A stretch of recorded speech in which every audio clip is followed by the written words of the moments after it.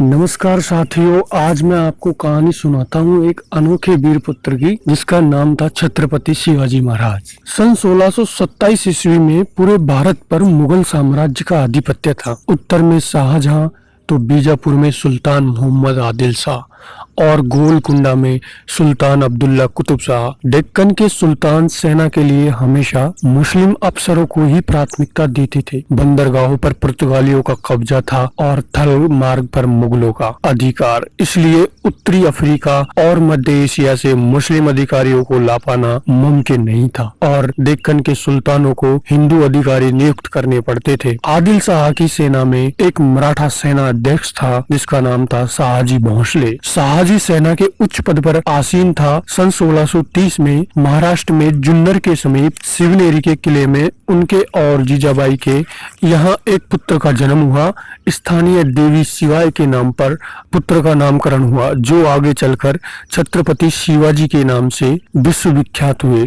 शिवाजी के पिता काफी समय घर से दूर रहे थे, इसलिए बचपन में उनकी देखरेख माता जीजाबाई और गुरु दादोजी खोंडेर ने की। दादोजी ने उन्हें युद्ध कौशल और नीति शास्त्र सिखाया तो जीजा माता ने हिंदू धार्मिक कथाएं। जब दादोजी का सन 1647 में निधन हुआ, तब उनका ये मानना था कि शिवाजी अपने पिता की ही तरह आदिल शाह की सेना में उच्च पद पर आसीन होंगे, लेकिन विधि को कुछ और ही मंजूर था। सन 1646 के समय भारत में किसी हिंदू शासक को अपना स्वतंत्र राज्य स्थापित कर पाने के लिए 3 परिस्थितियों का होना जरूरी था कि वो शक्तिशाली साम्राज्यों के केंद्र से दूर हो, जमीन खेती के लिए अनुपयोगी हो और जंगल से घिरा हुआ हो, ताकि छापामार युद्ध या गोरिल्ला वॉरफेयर किया जा सके। ये परिस्थितियां 1646 में शिवाजी के लिए अनुकूल बनी, जब उन्होंने स्थानीय किसानों मावली के समर्थन से अपनी सेना का निर्माण किया। शिवाजी को भलीभांति ज्ञात था कि किसी साम्राज्य को स्थापित करने के लिए किलों का क्या महत्व है, इसलिए सिर्फ 15 साल की उम्र में ही उन्होंने आदिल शाही अधिकारियों को रिश्वत देकर तोड़ना शुरू कर दिया था तथा टोरना, चकन व कोंढाना किलों को अपने अधिकार में कर लिया। इसके बाद इन्होंने आबाजी सोनदेव की मदद से थाना, कल्याण और भिवंडी के किलों को मुल्ला अहमद से छीनकर अपने अधिकार में कर लिया। इस घटना से आदिल शाही साम्राज्य में हड़कंप मच गया। शिवाजी को रोकने के लिए उनके पिता को गिरफ्तार कर लिया गया। इसलिए शिवाजी ने अगले 7 वर्ष तक आदिल शाह पर सीधा आक्रमण नहीं किया। शिवाजी ने ये समय अपनी सेना को बढ़ाने और प्रभावशाली देशमुखों को अपनी ओर करने में लगाया। धीरे धीरे उन्होंने एक विशाल सेना खड़ी कर ली, जिसके घुड़सवार नेताजी पलकर ने संभाल रखे थे और पैदल सेना पासाजी कनक ने। अब तक शिवाजी के पास 40 किले आ चुके थे। शिवाजी के बढ़ते प्रभाव को रोकने के लिए सन 1659 में बीजापुर की बड़ी साहिबा ने अफजल खान को 10,000 सिपाहियों के साथ शिवाजी पर आक्रमण करने का हुक्म दिया। अफजल खान अपनी क्रूरता और ताकत के लिए जाना जाता था। उसने शिवाजी को खुले युद्ध करने के लिए उकसाने के लक्ष्य से बहुत से मंदिरों को तोड़ डाला और कई बेगुनाह नागरिकों का कत्ल कर डाला, लेकिन शिवाजी ने चतुराई और रण कौशल का परिचय देते हुए छापामार पद्धति से युद्ध चालू रखा। इस समय प्रतापगढ़ किले में रह रहे थे, जो कि चारों तरफ से घने जंगलों से घिरा हुआ था। अंत में अफजल खान ने शिवाजी को धोखे से मारने की साजिश रची।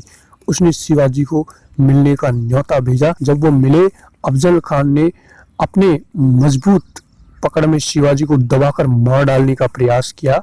शिवाजी पहले से तैयार थे। अपने छुपा कर रखे हुए बाग नाका से उन्होंने अफजल खान का पेट ही चीर डाला, जो कि उनसे 2 गुना विशालकाय था। इसके बाद प्रतापगढ़ की लड़ाई में शिवाजी ने अफजल खान की सेना को करारी मात दी। शक्तिशाली अफजल खान की हार से बीजापुर का सुल्तान स्तब्ध रह गया। अब की बार रुस्तम जमान को भेजा गया। 28 दिसंबर 1659 को शिवाजी ने रुस्तम जमान की सेना पर सामने हमला बोल दिया। साथ ही उनकी 2 और सेना की टुकड़ियों ने दोनों दिशाओं से रुस्तम की फौज पर आक्रमण कर दिया। रुस्तम जमान शर्मिंदाजनक स्थिति में लड़ाई के मैदान में से अपनी जान बचाकर भाग गया। सन 1660 में आदिल शाह ने अपने सेनापति सिद्दी जोहर को शिवाजी पर हमला करने के लिए भेजा। शिवाजी पन्हाला किले में थे और जौहर की सेना ने किले को चारों तरफ से घेर लिया था। शिवाजी ने सिद्दी जौहर को मिलने का न्योता दिया। जब वे मिलने आए तब आदिल शाह को संदेश भिजवा दिया कि सिद्दी जौहर उनसे गद्दारी कर रहा है। इससे आदिल शाह और सिद्दी जौहर के मध्य लड़ाई छिड़ गई, जिसका फायदा उठाकर शिवाजी एक रात अपने 5000 सिपाहियों के साथ पन्हाला किले से बाहर निकल आए। बाजी प्रभु देश पांडे ने न सिर्फ सिपाहियों के साथ दुश्मन सेना को उलझाए रखा, जिसकी वजह से शिवाजी सकुशल सुरक्षित स्थान पहुंच गए। इस लड़ाई में बाजी प्रभु देश पांडे को अपने प्राणों से हाथ धोना पड़ा। उनको महाराष्ट्र के इतिहास में एक महान योद्धा माना जाता है। इसके बाद बीजापुर की बड़ी बेगम ने औरंगजेब से शिवाजी को पकड़ने के लिए विनती की। उसने अपने मामा शाहिस्ता खान को 1,50,000 सैनिकों के साथ शिवाजी से युद्ध करने भेजा। शाहिस्ता खान ने अपनी विशाल सेना के दम पर पुणे पर कब्जा कर लिया और शिवाजी के निवास स्थान लाल महल पर अपना बसेरा डाल लिया। शिवाजी चालाकी से अपने 400 सिपाहियों के साथ शादी के बारातियों के वेश में पुणे में प्रवेश कर लिया। रात के समय उन्होंने सीधे शाहिस्ता खान के ऊपर खतरनाक हमला बोला। खान ने खाकी से कूदकर अपनी जान बचा ली, पर शिवाजी की तलवार के वार से अपनी 3 उंगलियां गंवा बैठा। उंगली तो गई और इज्जत भी। फिर शिवाजी ने सन 1664 में मुगल व्यावसायिक केंद्र सूरत पर आक्रमण करके उसको तहस नहस कर डाला। औरंगजेब आग बबूला होकर 60 वर्षीय राजपूती सेना नायक मिर्जा राजा जयसिंह अपने 1.5 लाख सैनिकों के साथ शिवाजी से लड़ने के लिए भेजा। इस युद्ध में शिवाजी की हार हुई और उन्हें अपने 23 किले और 4 लाख की मुद्रा हर्जाने के रूप में देनी पड़ी। उन्हें अपने 9 वर्ष के पुत्र और संभाजी के साथ आगरा जाना पड़ा। शिवाजी को नियंत्रित रखने के लिए पहले ये तय हुआ कि उन्हें मुगल दरबार में कोई पद दिया जावे, लेकिन औरंगजेब ने उसे बदलकर शिवाजी को घर में कैद करने का आदेश दे दिया। औरंगजेब नहीं जानता था कि ये गलती उन्हें बहुत महंगी पड़ेगी। शिवाजी ने बीमारी का बहाना बनाया और अपनी स्वास्थ्य को ठीक करने के आशीर्वाद के लिए साधु संतों और फकीरों को रोजाना उपहार व मिठाई भेजने की इच्छा जताई। एक दिन वो खुद श्रमिक के वेश में सामान के डिब्बों में संभाजी को छिपाकर बाहर निकल आए। वो मथुरा, काशी, गया और पुरी के बाद गोलकुंडा और बीजापुर होते हुए रायगढ़ पहुंच गए। 1670 तक शिवाजी ने कई लड़ाइयां लड़ते हुए 4 महीनों के अंदर अपने राज्य का बड़ा हिस्सा मुगलों से स्वतंत्र करा लिया।